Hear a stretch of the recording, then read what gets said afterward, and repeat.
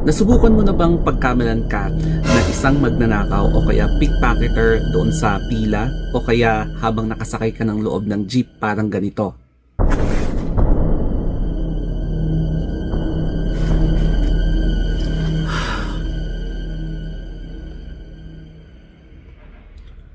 Ganyan-ganyan talaga eksakto yung experience ko nung ipaparenew ko na yung passport ko sa DFA Baguio.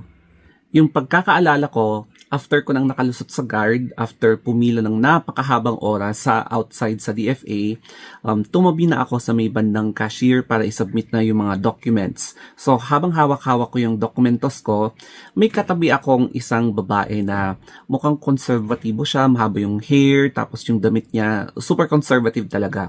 Parang she belong to a certain super conservative religious sect na nakikita natin sa kalsada.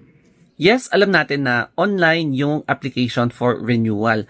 Pero pagdating mo kasi sa DFA, ang dami-dami nyo nang nag-online renewal or nagpa-schedule. Kaya kailangan nyo talagang pumila sa labas para hindi ma-congest yung nasa loob.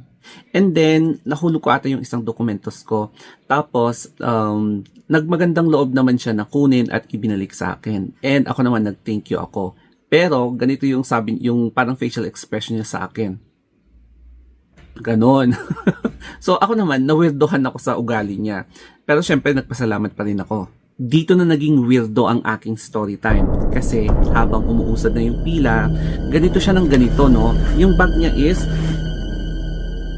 gumaganon talaga siya. And since ako yung sumusunod sa babaeng to, parang pati ako, yung hindi na rin nagiging comfortable kasi hindi lang isang beses kundi lagi-lagi na kumbaga grabe, ang paranoid naman pala itong katabi kong to kasi every time na umuusad kami gumaganon siya, oh. Tapos syempre ako yung katabi niya, tapos yung mata namin syempre ako gumaganon, kumukunot na yung mata ko sa kanya. Very exage talaga, as in ganitong ganito ganon. Siyempre, at ako yung nasa likuran niya, gumaganito na ako, no? Ganon. Ito pa ang nakakaloka, mga beb. Nagsa-sign of the cross si girl. So, sabi ko, hala, madumi ba akong tao? O kaya, magnanakaw ba talaga ang tingin ng mga tao sa akin? Eh, ang gusto ko lang naman is magpa-renew ng passport sa DFA. Tapos, magiging horror experience pala to. Hindi naman masama maging sigurista na napapansin natin sa mga katabi natin sa jeep o kaya sa bangko o kaya sa BIR na nakikita natin na sinisecure talaga nila yung mga gamit. Pero itong experience ko to sa DFA ang pinakamatindi, as in very paranoid na ibang level talaga, as in. Ang masama kasi sa pagiging paranoid niya is what if yung mga nasa likuran niyong pila ay mapapaniwala sa kanyang false accusation via sa gestures niya. Meron din naman ibang tao na syempre inoobserbahan nila yung the other side of the story and mawiwirdohan sa medyo exaggerated na gestures niya sa pagiging paranoid na lahat na lang ng paligid niya feeling niya magnanakaw.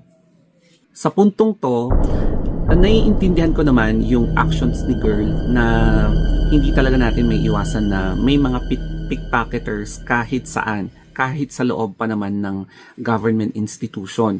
Yung mga kunwaring may mga nakikipila, mga ganon na instances. Pero wag naman sana maging super paranoid, no? Kasi sa pagiging paranoid mo or pagiging praning mo, yung kapag sobra na ay hindi na siya nagiging maganda. Naging horror story tuloy yung experience ko doon sa loob ng DFA hanggang doon sa cashier, no, sa bayaran na. And doon na ako nakapaghinga ng malalim na, ay salamat, nakaalis na tong paranoid na to. Sa cashier 1 ata siya, tapos sa cashier 3 ako. Ayan. And then, after nun, medyo binagalan ko ng konti para mauna tong paranoid na to na pupunta sa picture section na, no. So, nauna siya ng isang row, tapos nasa likod na ako. Nasa likod na niya ako at hindi na ako yung katabi ng paranoid na babaeng yon. And then, umuusad ulit yung panibagong pila papunta sa pagpicture or pagkuha ng biometrics. Inoobserbahan ko yung babae and yung mga katabi din niya, hindi rin sila nagiging comfortable kasi nakapaka-paranoid niya na, alam mo yun, yung ganun talaga siya.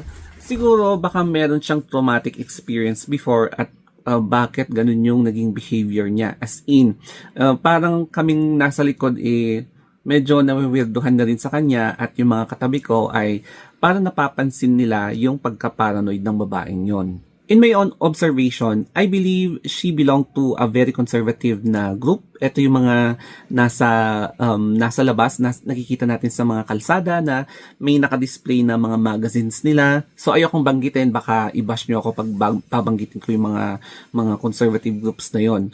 So para sa akin, hindi ko naman nilalahat. Pero napapansin nyo ba na kung minsan, kung sino pa yung mga konserbatibo, sila pa minsan yung napaka-paranoid, no? So, hindi ko naman nilalahat. And siguro, pasensya na kung may mga na-offend ako. Nakahinga na ako ng malalim nung natapos na ang paranoid na babaeng yon. So, nung napicturean na ako at kinuhan yung biometrics ko, pinagpe-pray ko talaga na hindi ko siya makasalubong ulit pag i-claim ko na yung aking passport. So, nung the day na i-claim ko na yung passport ko, ay, salamat. Wala na yung paranoid na babaeng yon. Siguro kung isa akong masamang nepo baby na anak ng isang contractor or politiko na napaka-greedy, eto ang sasabihin ko sa kanya. Magkano ka ba? At magkano yung pagmumukha mo? Because I can buy that face, your attitude, and your friends.